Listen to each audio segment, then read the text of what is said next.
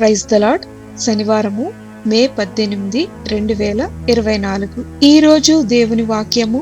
అందుకు యేసు వారితో ఇట్లనెను, జీవాహారము నేనే, నా యొద్దకు వచ్చువాడు ఏమాత్రమును ఆకలిగొనడు, నాయందు విశ్వాసముంచువాడు ఎవ్వడును దప్పిగొనడు. యోహాను సువార్త 6వ అధ్యాయము 35వ వచనము. ఆయనను కోరుకొనుడి. నేను తినబోయే చివరి బంగాళాదుంప చిప్ ఇదే అని మనం చెప్పినప్పుడు 5 నిమిషాల తర్వాత మనం మరింత తినాలని ఎందుకు వెతుకుతాము? మైకేల్ మాస్ స్టాల్ షుగర్ ఫ్యాట్ అనే తన పుస్తకంలో ఈ ప్రశ్నకు సమాధానాన్ని ఇస్తున్నాడు. అమెరికాలోని అతిపెద్ద చిరుతిండి ఉత్పత్తిదారులకు ప్రజలను ఎలా చిరుతిండ్లు కొరకు ఆకలిగొనేలా చేయాలో బాగా తెలుసని ఆయన వివరిస్తున్నాడు.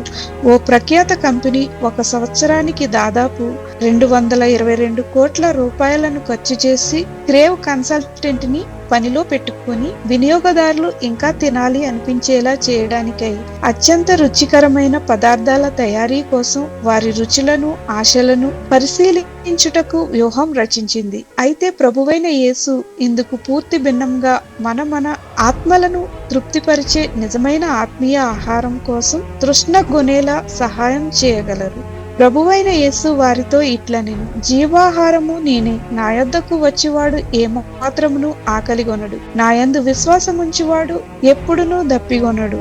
ఈ సంబోధన ద్వారా ఆయన 2 ప్రాముఖ్యమైన విషయాలను తెలియజేశాడు. మొదటిది జీవాహారము అంటే ఓ వ్యక్తి, వస్తువు కాదు. రెండవది, ఎప్పుడైతే మనుషులు వారి పాపముల విషయమై క్షమాపణ కోరి ఆయనను విశ్వసిస్తారో ఆయనతో ఓ సత్య సంబంధంలోనికి ప్రవేశించడమే కాక వారి ఆత్మకు అవసరమైన సంతృప్తిని పొందుకుంటారు. ఈ జీవాహారము మన జీవితానికి అవసరమైన సంతృప్తినిచ్చే నిత్యమైన ఆత్మీయ ఆహారం.